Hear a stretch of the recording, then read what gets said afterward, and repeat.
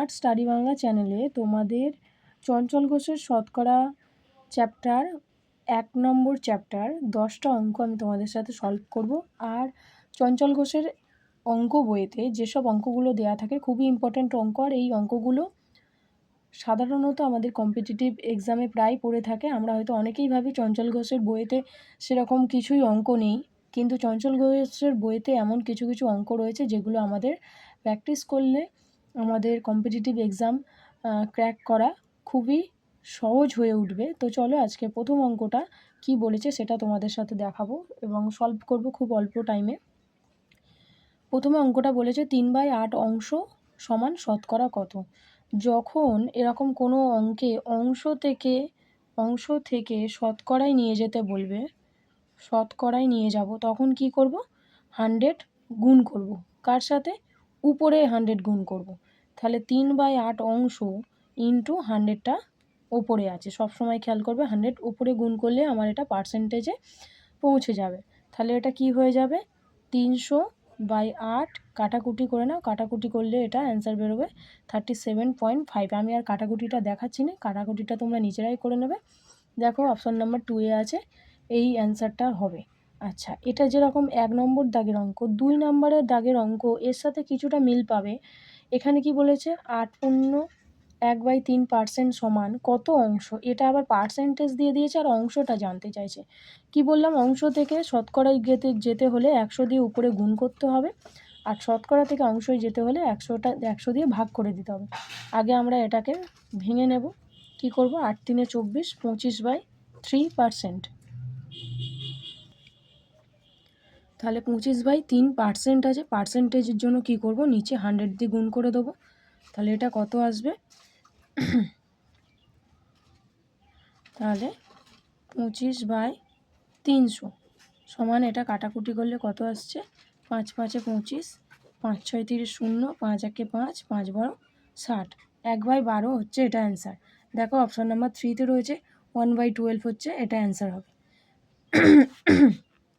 3 নম্বর দাগের অঙ্কটা দেখো, 1000 টাকার 12.5% সমান কত।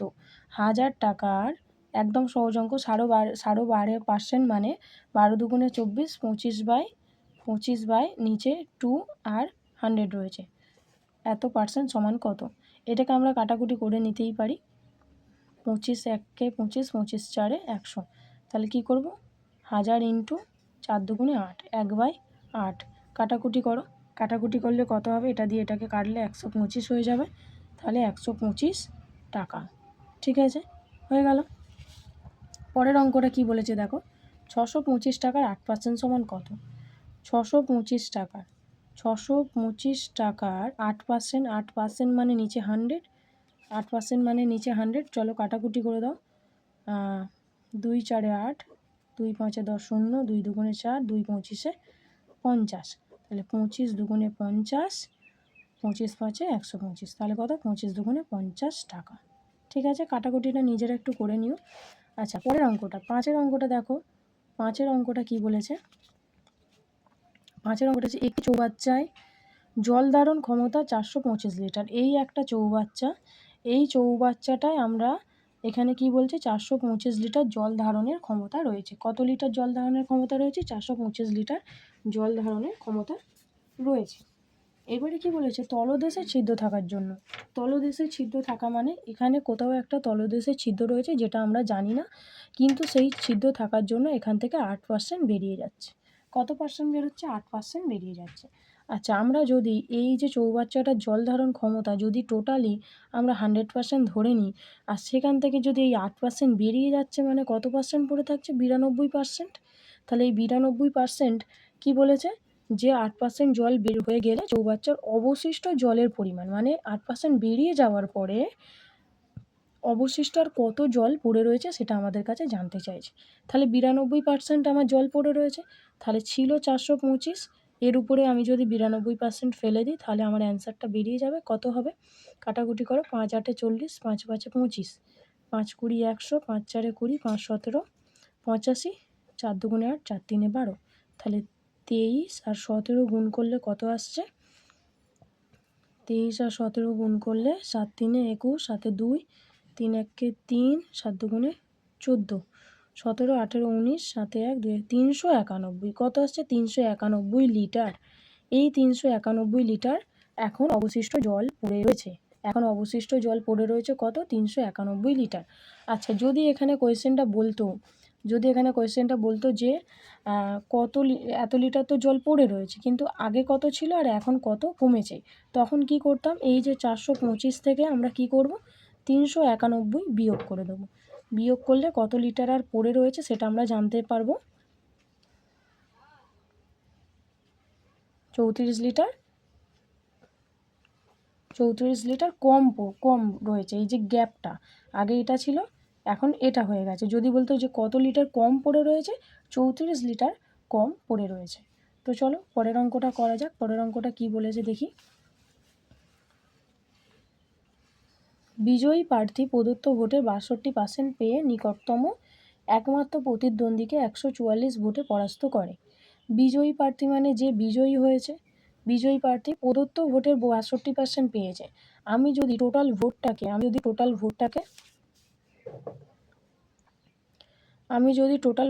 100% ধরে নিই, সেখান থেকে বিজয়ী প্রার্থী প্রদত্ত ভোটের 62% পেয়েছে। এই যে 62% পেয়েছে, তাহলে আর কত পার্সেন্ট পরাজয় ব্যক্তি কত পার্সেন্ট পেয়েছে? 38%। এটা বিয়োগ করলে কত হচ্ছে? 38%।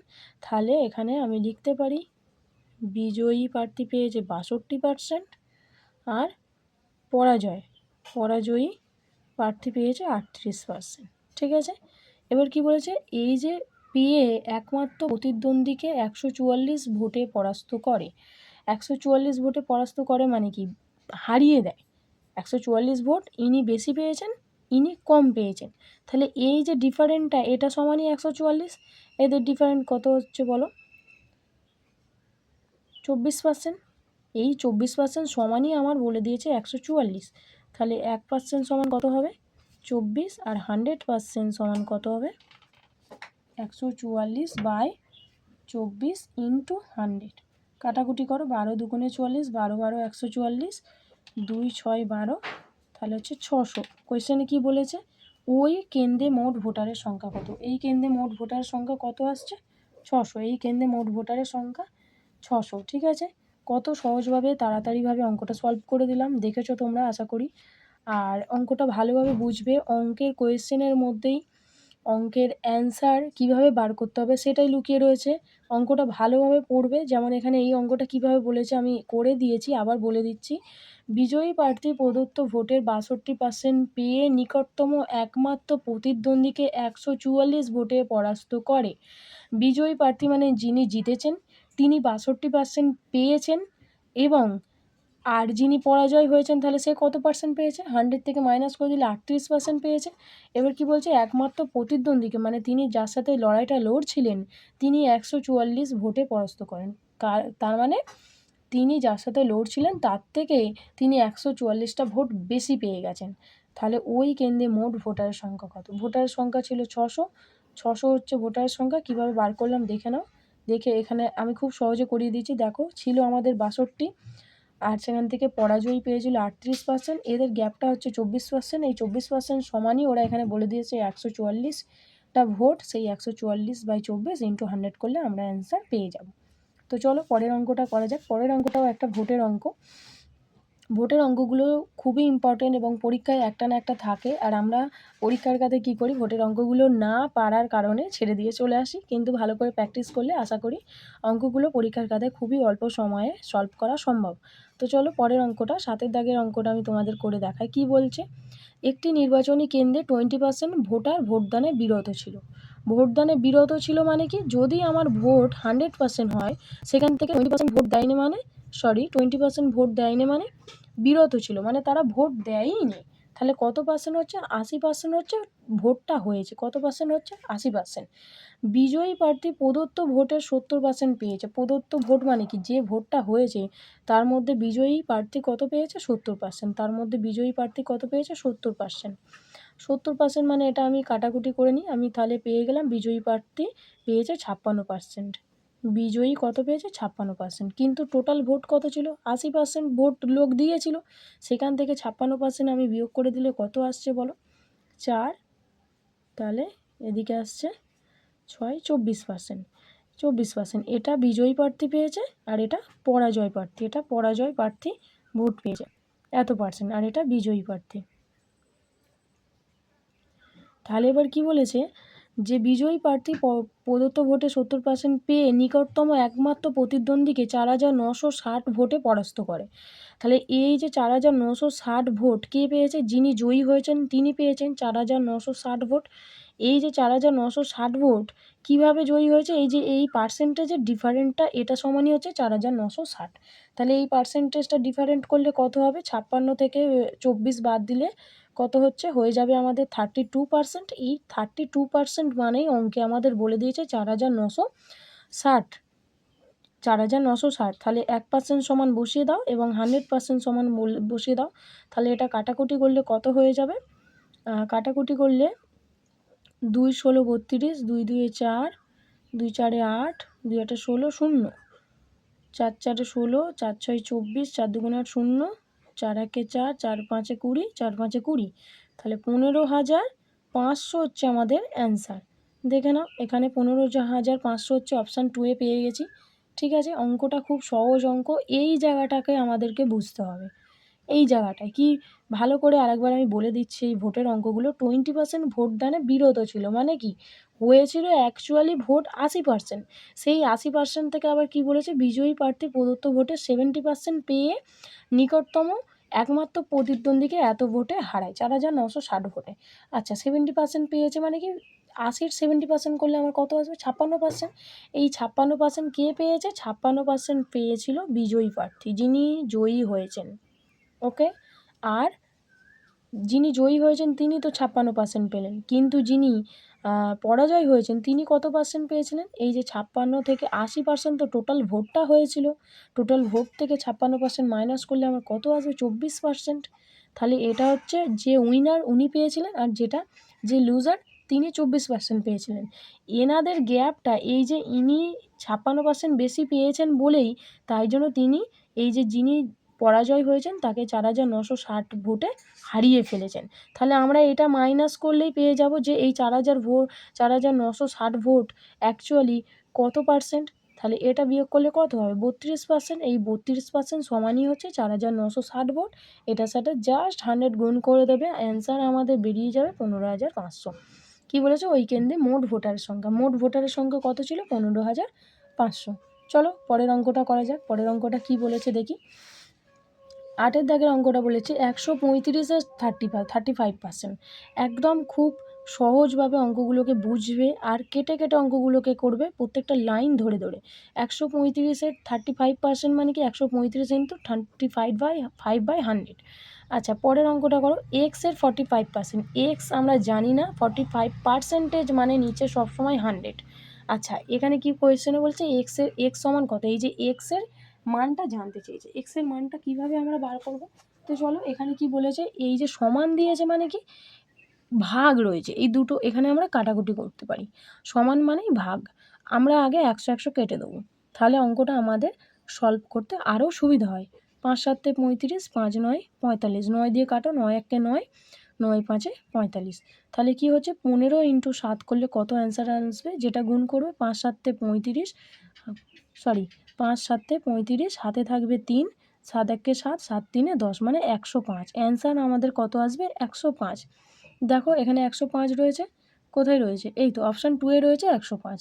ঠিক আছে, তো চলো 9 দাগের অঙ্কটা করা যাক। 9 দাগের অঙ্কটা কি বলেছে, 9 দাগের অঙ্কটা বলেছে একটি সংখ্যার 25%-এর সঙ্গে একটি সংখ্যা আমরা জানি না, তাই জন্য কী করব, সেটাকে এক্স ধরে নেব। এর 25%-এর সঙ্গে যদি আমরা আবার কি বলেছে, 150-এর 30% যোগ করা যায়, যোগ করা হলো, তার মানে এদের মাঝখানে একটা যোগ বসানো হলো, এই পুরো যোগফলটা কত বলে দিয়েছে, 75। ওকে 75। তা আমরা এটাকে ছোট ছোট করে কেটে কুটেও আমরা সলভ করতে পারি।